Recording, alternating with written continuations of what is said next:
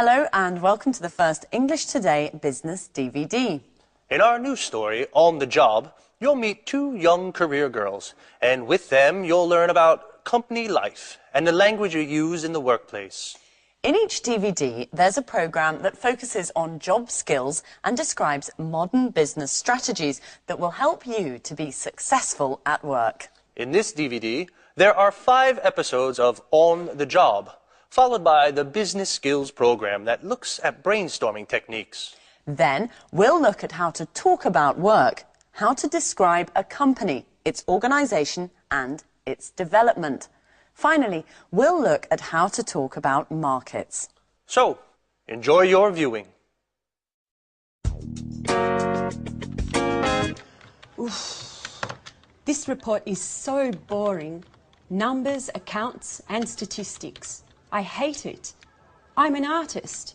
When I was younger, I used to write short stories, novels, poems, and I was good at it. What has happened to my inspiration? What am I doing here? A publishing house. That's where I would like to work. Okay, Victoria, stop dreaming. Let's get back to the report. The boss wants it on his desk at 5 this afternoon. Oh, isn't there anything more interesting to do? Like listening to some good music.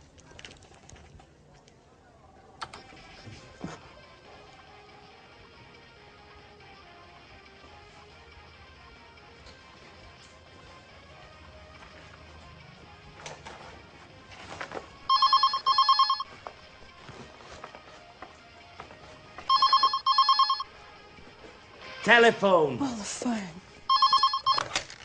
Hello, this is Victoria Lee. Oh, Lucy, what can I do for you? No, I'm not busy. Well, actually, I am very busy. I have to write a boring report for the boss. Anyway, what is it? Is there a problem? What? Mr. Lewis wants to speak with me. Really? Yes, of course. Put him through. Good morning, Mr. Lewis. It's a pleasure to hear from you. How are you? I'm fine, sir. What can I do for you? Yes, I know the product. It's very interesting, innovative, and the marketing department thinks it has a lot of potential for the international market. What? Me? Really? Thank you, sir. Yes, immediately. Yes, Victoria. Today is your lucky day. Bye-bye, boring report.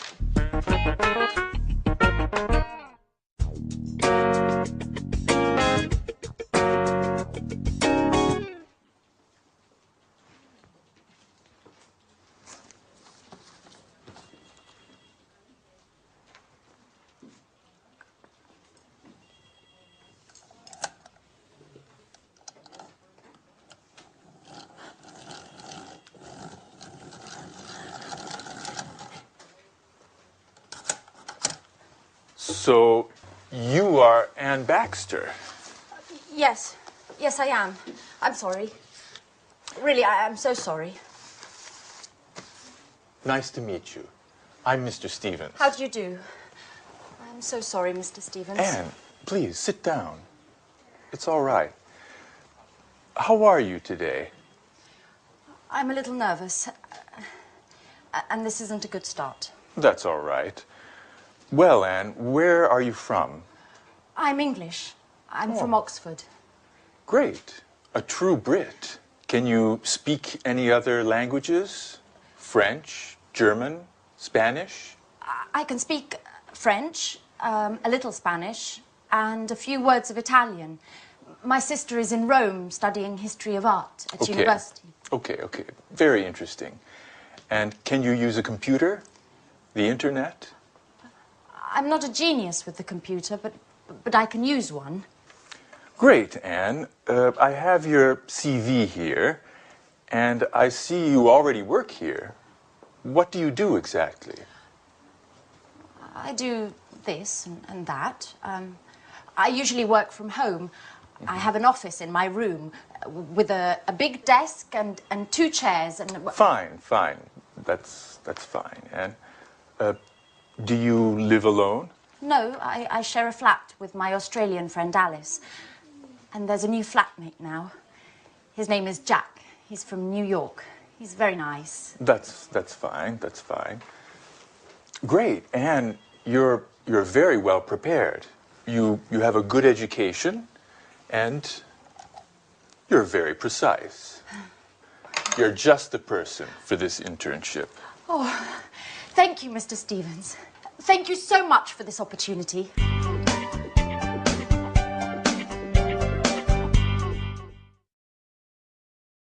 Good. Now, let's see if you know the names of jobs and professions.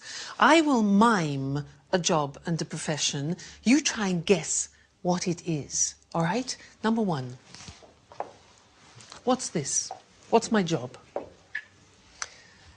Ladies and gentlemen, what would you like to eat this evening? What am I? A waiter. Exactly, a waiter. Now, this one, what's my job?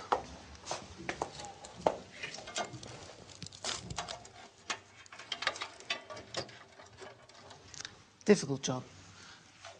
I'm a computer technician. A computer technician. Okay, next one. This one.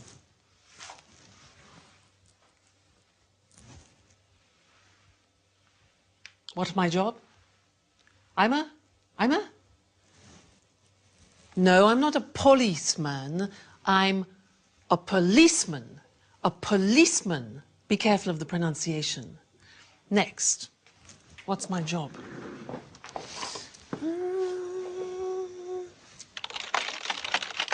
Hello? Hello? Yes, yes, yes. Thank you. What's my job? I'm a difficult one. Secretary. Listen to the pronunciation. I'm a secretary. Next one. Let's see. Here. This one here.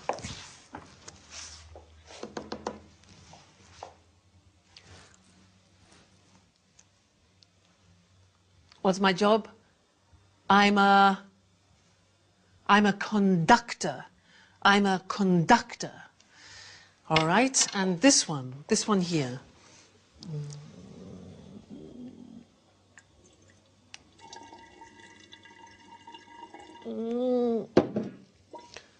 I'm a scientist. Again, a difficult pronunciation. Scientist. This one here. That's 78 for the chips, and then 30 for the chicken. That makes... that'll be €79, madam. Thank you. I'm a cash assistant. A cash assistant. All right. Next one. This one here. Follow me. You see this beautiful monument that we have in the city of Florence is the Duomo. What's my job? I'm a tourist guide. Listen to the pronunciation. I'm a tourist guide. This one, this is difficult. Ladies and gentlemen of the jury, I believe that this man is innocent. My job? I'm a lawyer. A lawyer. Next, this one.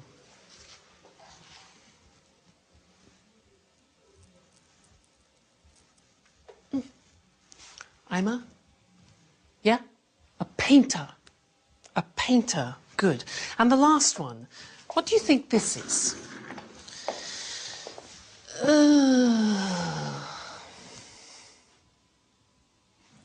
I'm retired. I have no job. I'm retired. So, what's your job? What's your father's job? What's your mother's job? Well, let's look at the screen together and check the spelling and the pronunciation of the jobs we've just looked at. All right, so here's the screen. Good. The question is, what's your job? So, the first one, I'm a waiter. Where does a waiter work? Exactly, in a restaurant. Next one, I'm a computer technician. Where does he work? exactly? In a company. I'm a policeman. Where does a policeman work? In the police headquarters. Headquarters. All right? Next. I'm a secretary. Pronunciation, secretary. Where do I work? In an office. Okay? I'm a conductor. Where do I work?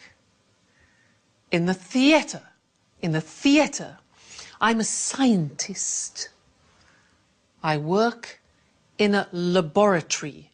A laboratory. Difficult pronunciation. Next. I'm a cash assistant.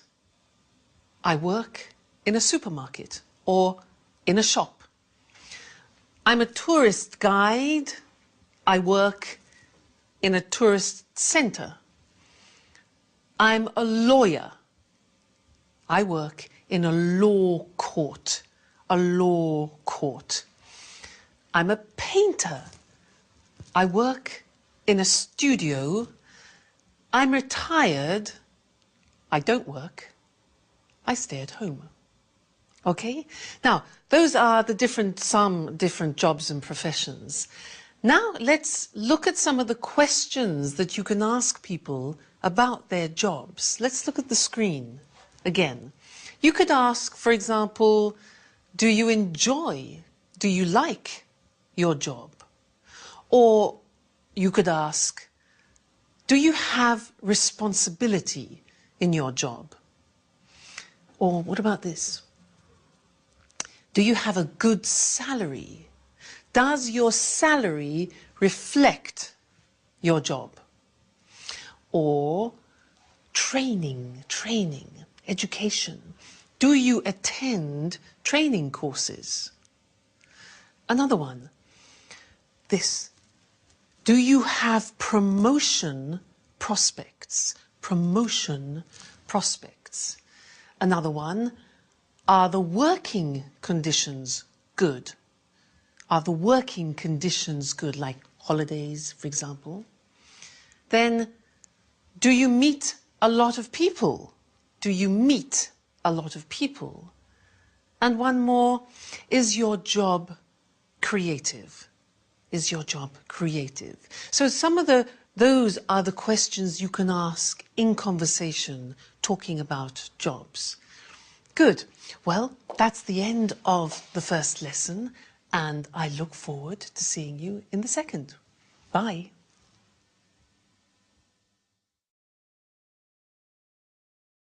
Hello, and welcome to Business Talk, the program dedicated to talking about business skills and techniques. Today's program is all about brainstorming, a very popular conference technique designed to obtain the maximum number of ideas relating to a specific subject. In a bit, Lucy and I will give a short demonstration so you can see what it is all about. But first of all, what does brainstorming mean? And why is it used? Well, people put their ideas together with the aim of finding a solution to a specific problem. Exactly. It's a group activity. All the members suggest ideas and their contributions then stimulate new ideas. And the first rule is any idea is acceptable. Sometimes it's the most outrageous idea that can help generate a solution to the problem. The ideal number of people for a brainstorming meeting is from 3 to 8. Too many people could get a bit out of hand. Well, even 8 people calling out ideas and making comments could get chaotic. So it's useful to have a facilitator, a person who doesn't contribute but keeps this session on course and records the ideas on a flip chart. And although this is a common technique used in the corporate world, you might be surprised to know that during a brainstorming meeting, all hierarchy and roles disappear. The philosophy behind this strategy is to create a real sense of democracy within the group, so that everyone feels their opinions are valued. Now, there are certain principles to follow so that brainstorming works well. But before we look at these, let's do a little brainstorming so you actually see how it works. Okay, now there are only 2 of us, and there should really be 3 or more people in a brainstorming meeting, but this is just to give you an idea. So listen carefully to the language we use. Let's imagine a situation. Our company needs to increase its production space. A brainstorming meeting has been organized to gather some ideas. Let's start. How about opening a second factory somewhere? What if we close this factory and open a larger factory out of town? Let's explore the possibility of opening a larger factory for production and keep this space to make the shop bigger. Perhaps we could rent the building next to the factory. Why don't we look into renting part of the building next door? What about sharing a production space with another company? Couldn't we examine the possibility of building a third floor? Let's try to reorganize the space we have. What if we organise 4 shifts a day instead of 3? We could relocate our administrative staff and keep production here. How about keeping the production here and renting some office space for the administrative staff? Would we be able to reorganize the shop floor space? Why don't we try moving all the production to China? We could move part of the production to China. What about closing part of the production line? Couldn't we rethink the production line? How about keeping the production of smaller items here and moving the production of larger items to China?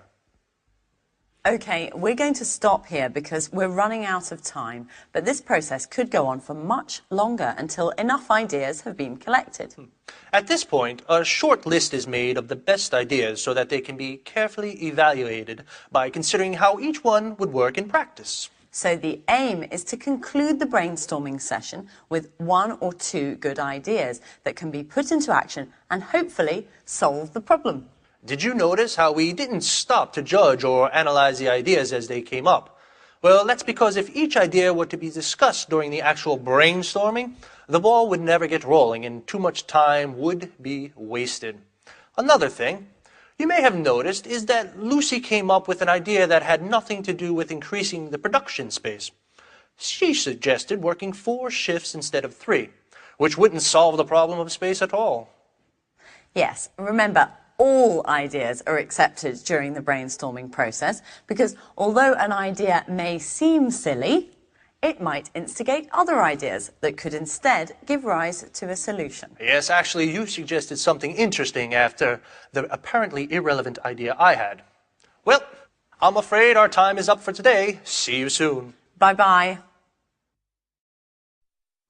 Now, as we said in the programme, the language you use to put forward your ideas during a brainstorming session is really important. So, what kind of language should you use for brainstorming?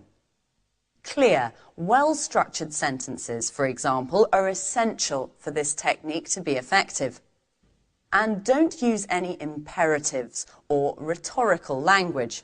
Remember, the aim is to create democracy within the group, and everyone should feel that their ideas are valued. Do you remember how we make suggestions? Let's, how about? These are the expressions we use in a brainstorming session. These expressions open the way to more suggestions and encourage other members to participate. Let's look at some of the structures we used during our brainstorming session. How about opening a second factory? What if we open a larger factory out of town? Perhaps we could rent the building next to the factory. Couldn't we build a third floor? Let's try to reorganize the space we have. Would we be able to reorganize the shop floor space? Why don't we try moving all the production to China? We could move part of the production to China. What about closing part of the production line?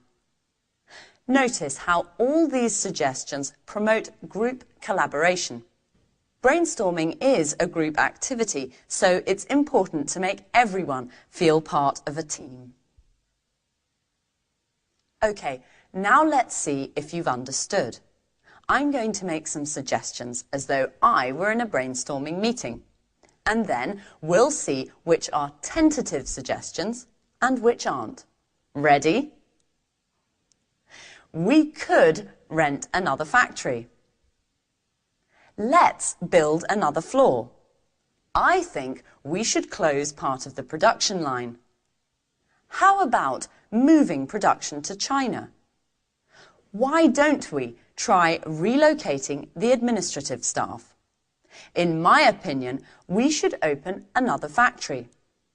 Couldn't we reorganize the space we have? So, of these 7 ideas, 2 are not actually suggestions. Which 2? Yes, the 2 that started with I think and in my opinion. It's essential that in brainstorming you don't try to assert your own opinion. What's important is to work as a team. Try to limit the use of I and use we instead. It's not easy when English isn't your first language, and you probably need to practice a couple of times for it to come naturally.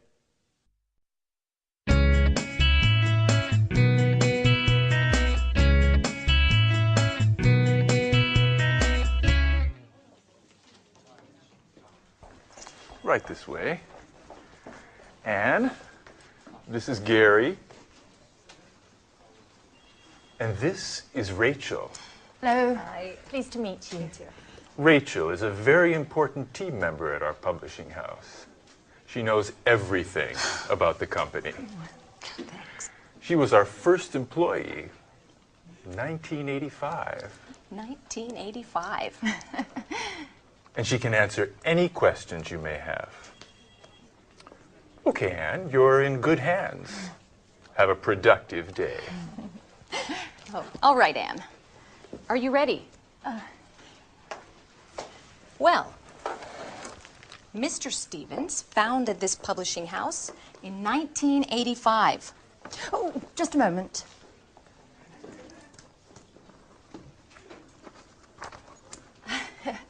Okay. I'm ready now. Our first product was a children's book. It was very successful and sold more than 3 million copies. We had 20 different translations. Over time, the company changed and diversified, and we have now fiction, cookbooks, and tourist guides. Cookbooks and... I'm sorry, I didn't catch that. Tourist guides. We also have an encyclopedia of history and one of art history. Sometimes we publish economic texts, and our catalog with over 10,000 titles makes us one of the most important publishers in the country. 10,000.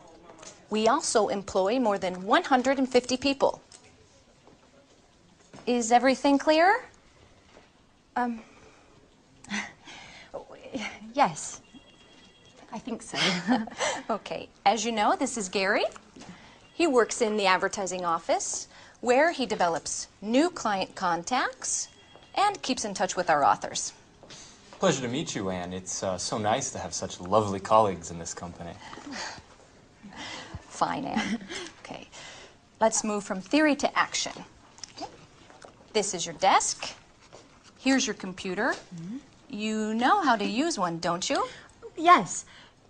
As I told Mr. Stevens, I'm not... Okay. No need to waste time. Okay. Over there is the fax and the photocopier. Okay. There's a coffee machine in the hall over there. But please, few breaks and keep them short. Do you understand? Yes. Excellent, Anne. Get to it.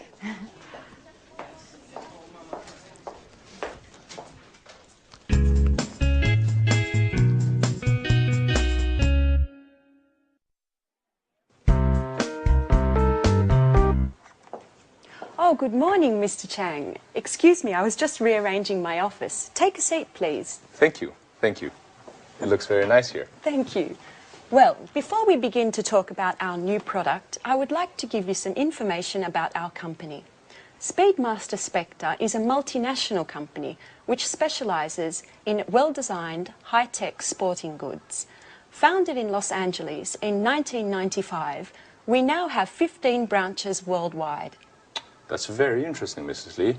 How much is your company's revenue? Over the past few years, Speedmaster Spectre's revenue has grown impressively. Today we have a turnover of more than 60 million euros of revenue. Our revenues abroad amount to more than 50% of that total. Very impressive. And what are your target markets? We have product lines for men, women and children with gear covering head to toe.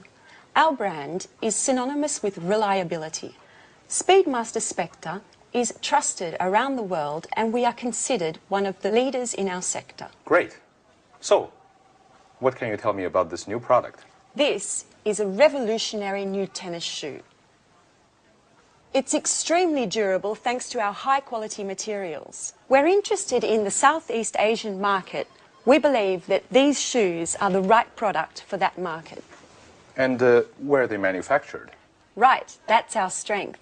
We have factories that meet all work standards and regulations in the countries we would like to target. And what is your role, Mrs. Lee? In the past, I was responsible for the Southern European market. Just last week, I took on a new role to test and distribute our products into the Chinese market. It's a very challenging position. That could deliver positive results. Together we can do great things, Mrs. Lee. Well, goodbye, Mrs. Lee. This meeting has been very profitable for both of us. Let's talk soon. Thank you, Mr. Chang. And yes, let's meet again soon. Great. Bye-bye.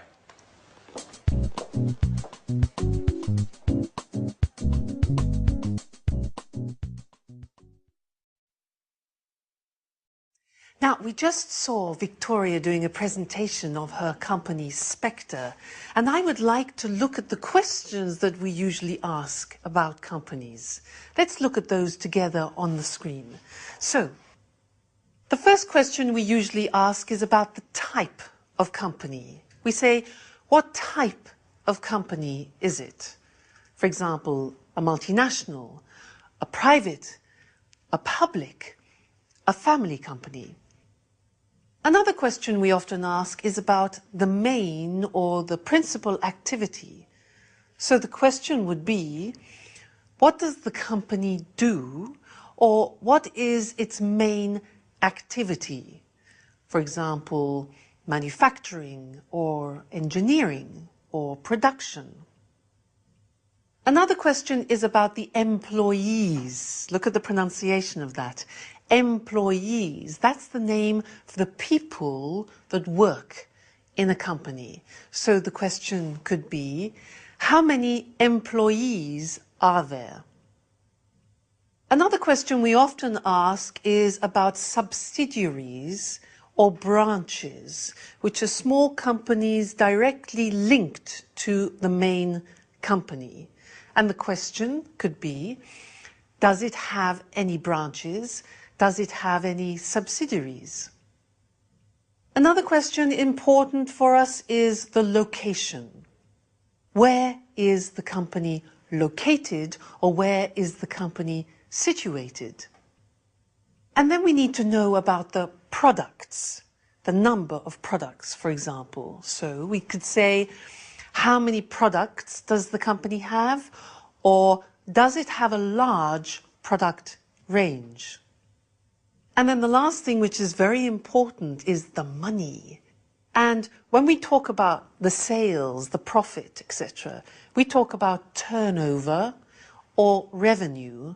And the question is, what is the annual turnover or revenue of the company?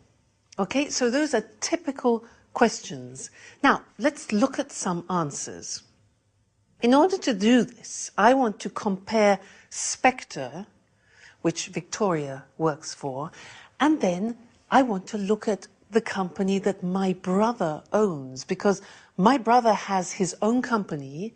He's the owner-manager of the company. He's the director. But it's very different to Spectre. So let's look at the difference between them, and let's look at the screen. Now, if you can see, Spectre is a multinational company. It's a very big company.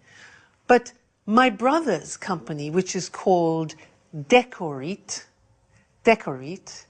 is a small family company. Now, Spectre specializes in these, in sports goods, especially these high-tech shoes. But my brother's company, Decorate, produces kitchenware, objects like this. Kitchenware, things for the kitchen.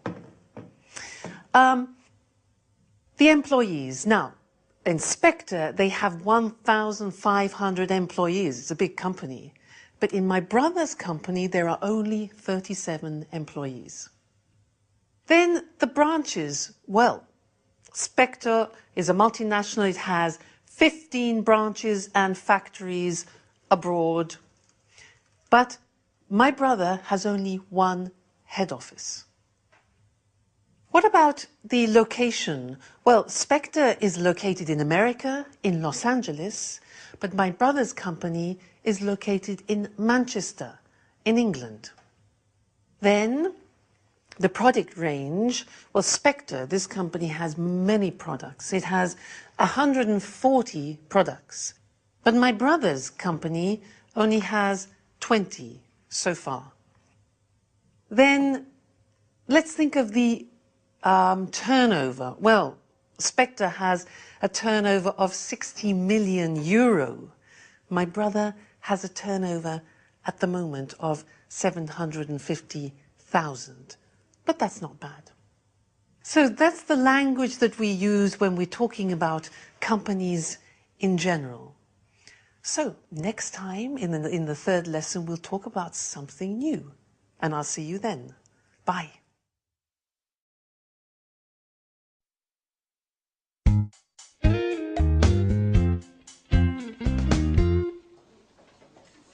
Good morning.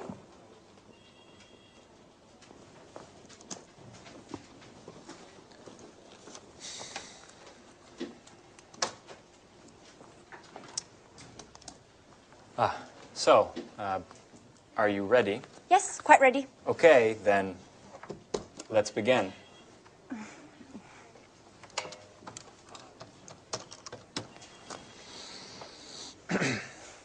Hello, my name is Gary Reynolds from Pilgrim Publishing. May I speak to Mr. Jones? Mrs. Jones, how are you? And how is that wonderful apple pie of yours? I'm fine, thanks. Certainly, I'll hold. With a wink and a nudge, you can get whatever you want, even imaginary apple pie. This author is too important for us. Right. Hello, Mr. Jones. How are you? I'm fine, thank you. I wanted to know if you are interested in contributing to a new cooking guide that we have to bring out soon. Yes, it's a 6-volume collection of recipes to fit the needs of all tastes, with a detailed photo guide for preparation and cooking techniques. And we have to have the materials by the end of next month. Right. Exactly. Sure. Of course. Yes. Excuse me. Could you hold on for a moment? Anne, that's enough. Stop now. I can't concentrate. Oh, sorry, Gary. Sorry. Yes. As I said earlier, if you accept, I can send you a copy of the contract that you should sign and return. No, I'm sorry. We can't wait until next Tuesday. Well, I'll have to check with my boss. I need to ask Mr. Stevens if we can organize a meeting for next week. In the meantime, do you need any prep materials? No problem at all. I can send you an email immediately. Okay, goodbye. It was a pleasure speaking to you.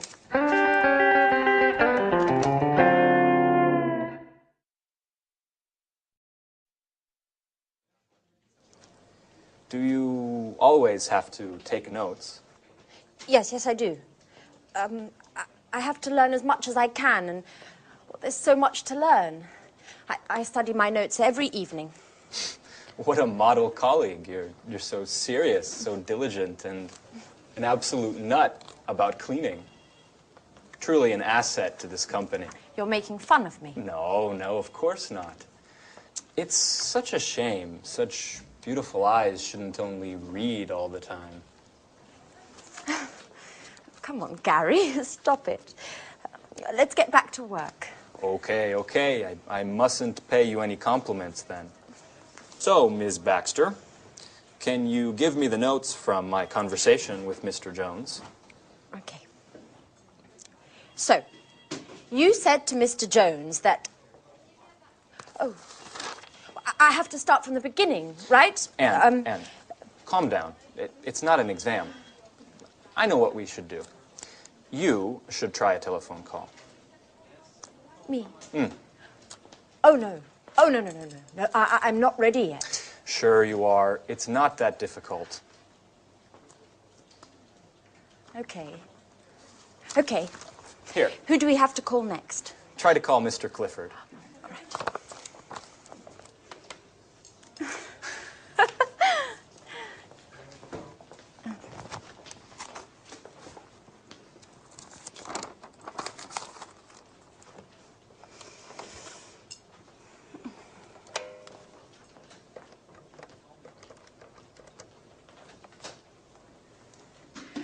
Hello, this is Anne Baxter from Pilgrim Publishing. Please may I speak to Mr. Clifford? Oh, I see. All right, thank you very much.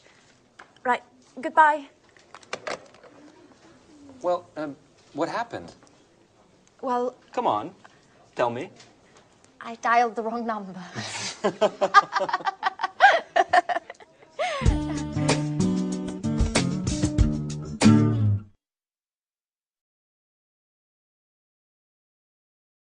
Good. Now, let's look at company organization. As I said before, companies are usually divided into departments. So let's look at some different departments in a large organization. For example, you can have human resources. Now, human resources is usually personnel, it's training. Training is like education, and it's wages and salaries. Human resources. Another department is finance. Now, in finance, you usually have the areas of purchasing, which is buying things, also customer accounts and other financial services. The next department is production. Now, in this particular department, you have producing the goods, you check the quality, you do the packaging, and you distribute the goods to customers. That's production. And the last one we're going to look at is marketing. And in marketing, you advertise the product and you organize sales.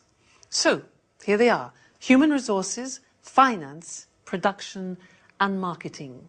Now it's your turn. I am going to describe some activities in these departments, and you must decide which of the department the activity is in, okay? I'll give you an example.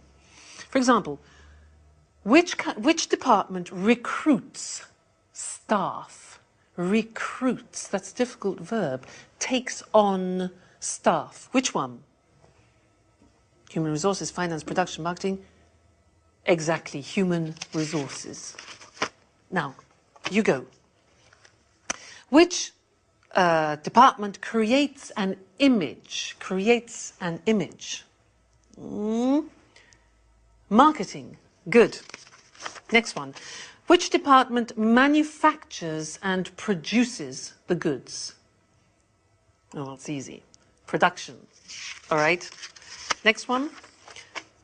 Which department, very important, pays salaries? Salaries. Human resources, exactly. Next one. Which of these departments packs the goods in boxes and in crates? Which packs the goods? Packaging. No. Marketing, no. Production, exactly. It's production. All right. Next one.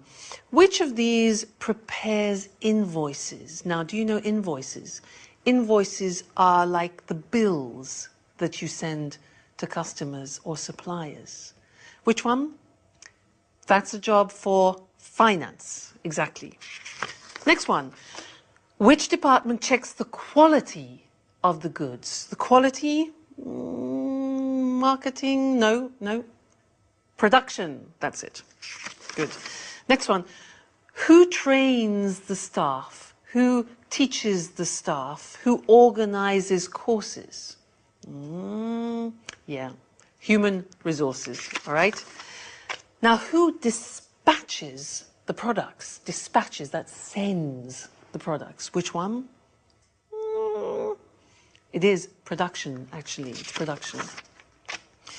This is easy. Which one designs an advertising campaign? An advertising campaign, obvious. Marketing. Okay. Who does the budget, taxes, and investment? Clear, yeah? That's finance. Finance department, taxes. Now, who purchases? That's a difficult verb. Who purchases? That means buys. Who purchases supplies? Who purchases things for the company? Which one do you think? Marketing, production, human resources? Well, actually, it's finance. Finance. They purchase. And the last one, who plans the method of sales, the method of selling it to the public? Human resources, finance, production, marketing? Marketing. Fantastic. So good. So there you have an idea of 4 of the most important departments that you find in large organizations. Well, that's all for now, and I look forward to seeing you in the next DVD for some more business English. So goodbye for now.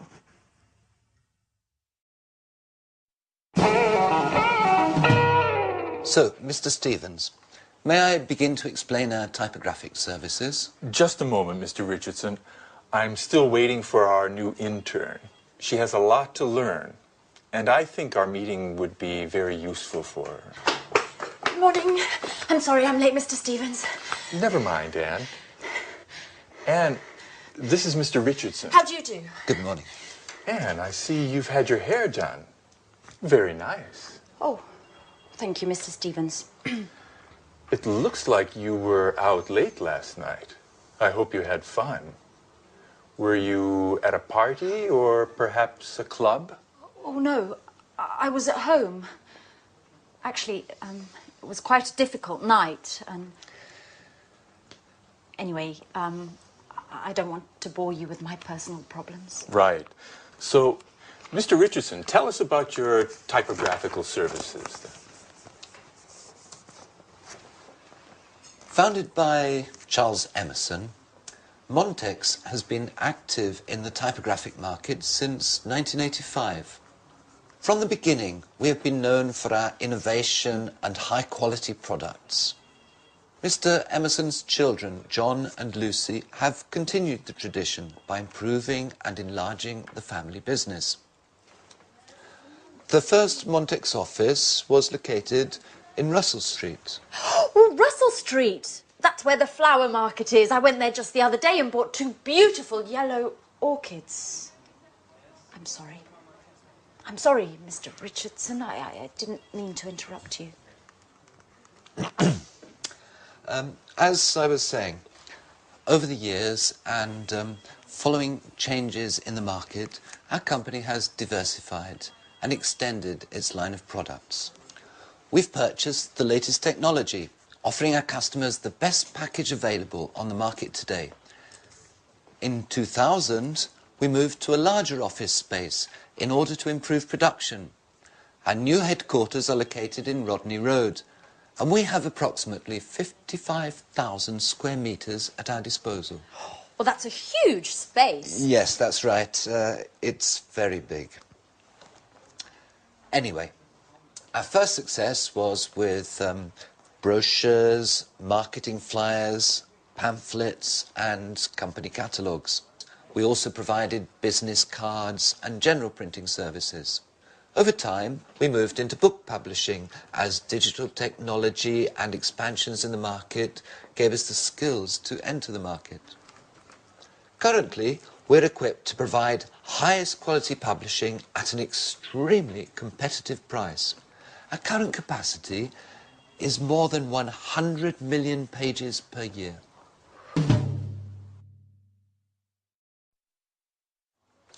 So, Anne, have you understood everything? Would you like to sum up what Mr. Richardson has said? Me? Yes. Could you? Oh, all right. I'll try. Established in 1985 by Charles Emerson, Montex has successfully grown and adapted to changing client needs. In 2000, the company transferred to Rodney Road, where, thanks to cutting-edge equipment capable of high volume, it has optimized its production and extended its offerings, specializing in the publishing sector. Currently, it provides top-quality printing at extremely attractive pricing. Well done, Anne. You have a great ability to summarize. You know, Mr. Richardson, we aren't very pleased with our current typographers. They don't meet deadlines. Professionalism, efficiency and punctuality are the keys to our success. Do you know that in just a few years the number of Montex clients has grown by 100%? And what sort of printing do you principally use? Digital printing and offset printing in the case of high density needs. What? Offset printing?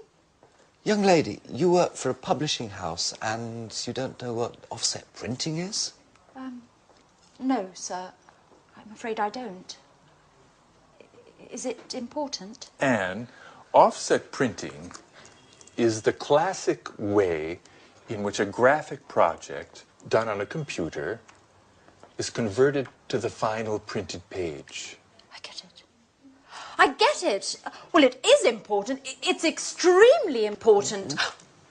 What an idiot I must seem. I basically told you I have no technological know-how. You know, Mr. Stevens, I am studying the editor's manual that you gave me, but I haven't got to the letter O yet.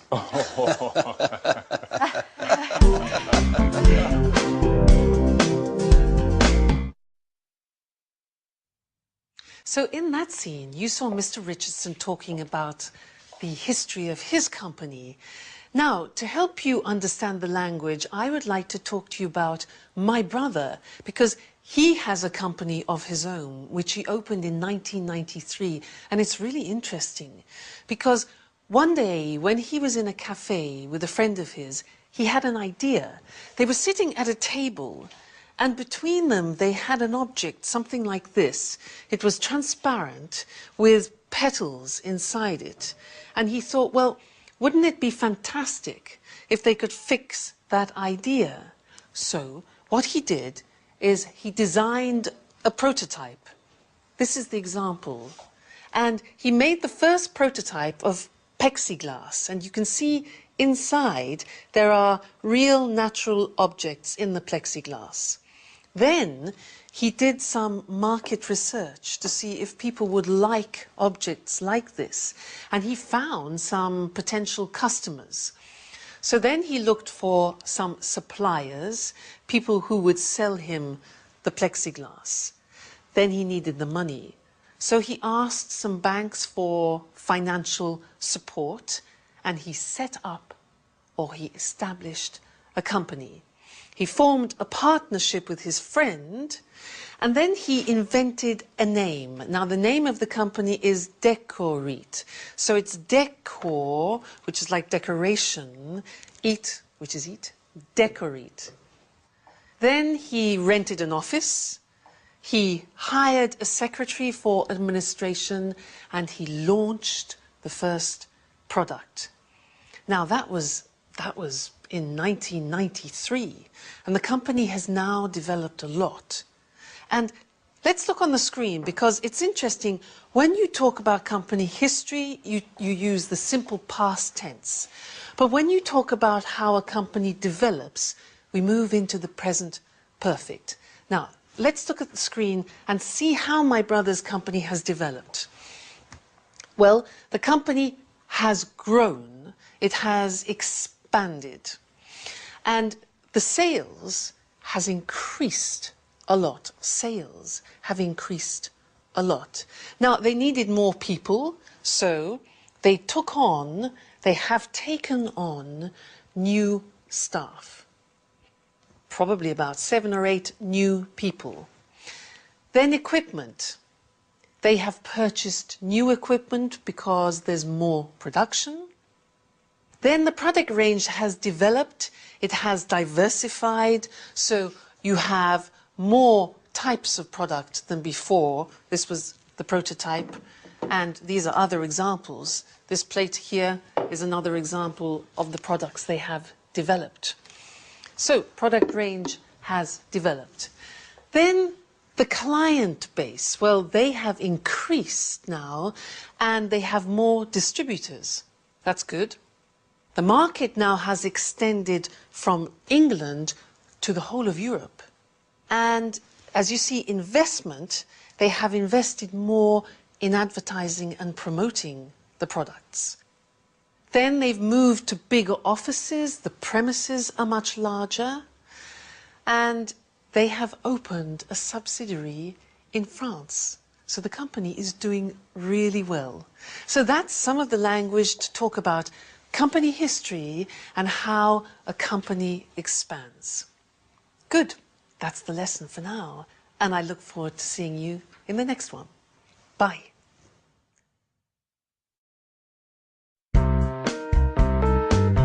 We're meeting here today to show Mr. Chang our new Smarty tennis shoes.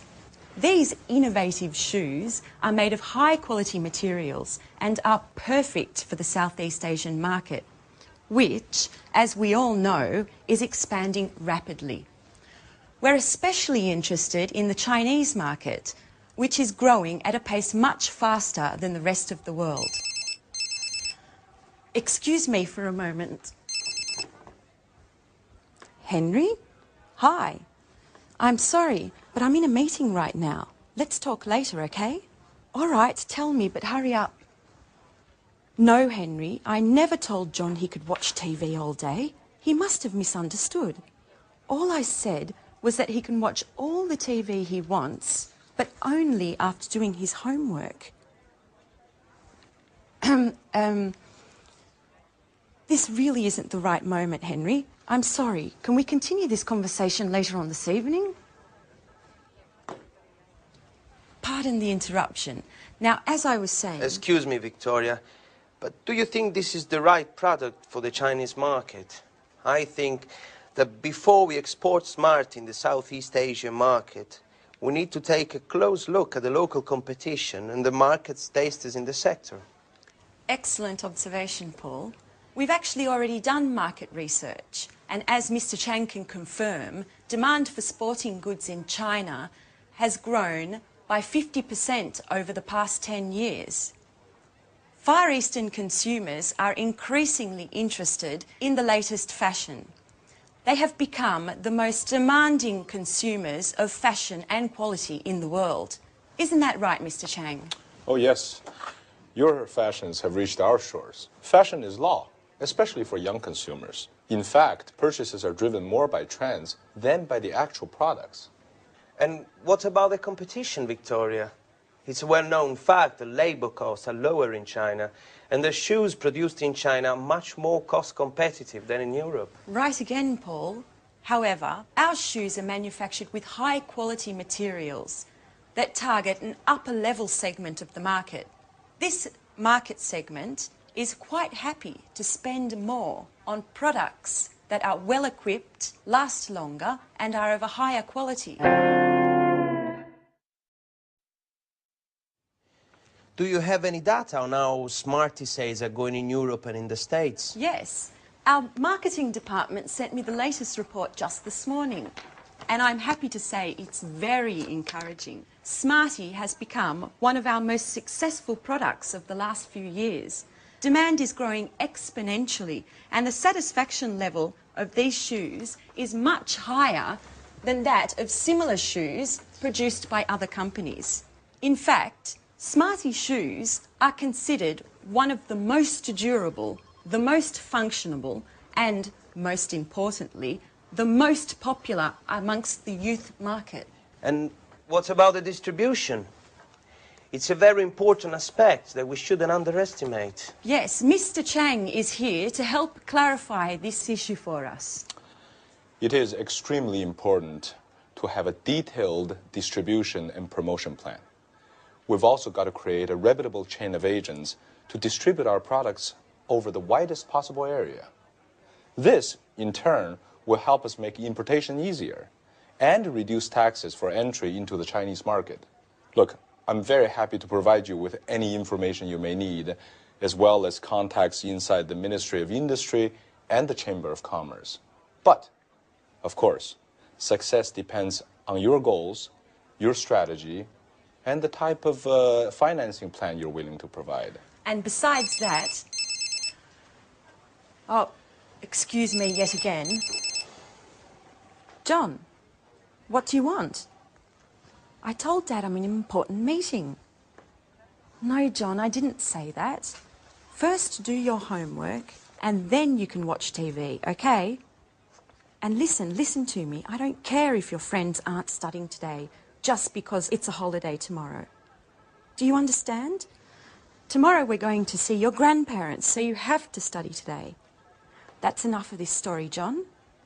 No, that's not true. I'm a good mother, and I love you. But it doesn't mean I don't have the right to tell you what to do. Listen, I don't want to talk about this anymore. Goodbye.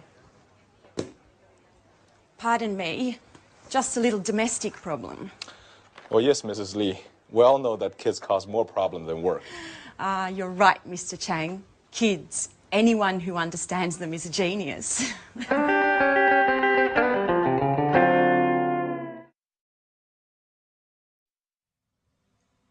So in that scene, there were some examples of the language we use when we talk about markets. To help us understand that language more, let's go to the computer and see it.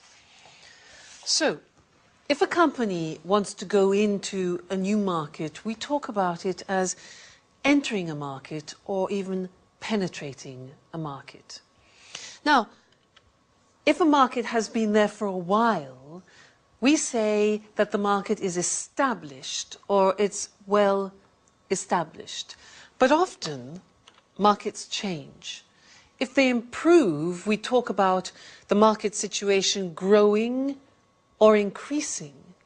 But if the opposite happens, we say that the market shrinks, it's shrinking or it's decreasing. However, if we find a change which is uneven, we say that the market is fluctuating, that it's changing. Or, if there is no change, we talk about the market as being stable. If the market is full and there is no more room to promote or sell your product as a company, we say that the market is saturated. So those are the typical words that we use when we describe markets. Now, also in the scene that we saw with Victoria, they talked a lot about China and Europe, the difference between the two areas. Now, China is an important country which is coming up. And what I'd like to do now is to revise the comparatives and superlatives, in particular the comparatives, and look at the difference between those two markets, Europe and China. Let's look at the screen to help us. Here. Now, if we think about market growth, in general, market growth in China at the moment is faster. In Europe, it's slower. Labor costs. Labor costs, what's that? That is the cost of people working. Well, in China, as we know, the labor costs are definitely lower. In Europe, they're higher. What about market demand? Well, at the moment, the demand for new products and services in China is much greater than in Europe. In Europe, it's less. Production costs, another thing, well, it's cheaper to produce in China also because labor costs are lower. In Europe, it's more expensive. So many companies are moving to China for that reason. How about production time? Well, usually it's much shorter. It takes less time to produce in China than it does in Europe, where it's longer. But what about high tech? Well, usually high tech in China is less advanced than it is in Europe. Europe is still more advanced. That might change, though. And then design. Well, I would say that in China the situation is more traditional, whereas in Europe we are still more innovative. We're more innovative. So that's an example of how you can compare different world markets. Great. Well, thank you, and I'll see you in the next lesson for something new. Bye.